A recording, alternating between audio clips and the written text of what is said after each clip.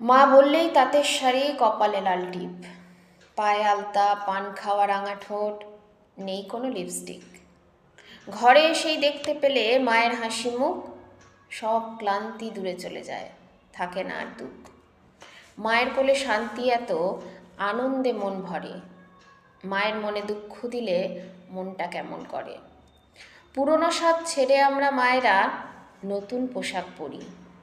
চুড়িদার ছাড়াও ভিন্ন পোশাক পরি, বরং কমই পরি শাড়ি। পুরনো পোশাক ছেড়ে নতুন পোশাকেও সবাই নিয়েছে মেনে, কিন্তু এমন পোশাক যেন না পরি আমরা দৃষ্টিকটু জেনে। পোশাক বদল হলেও মায়েরা কিন্তু রয়েছি এক।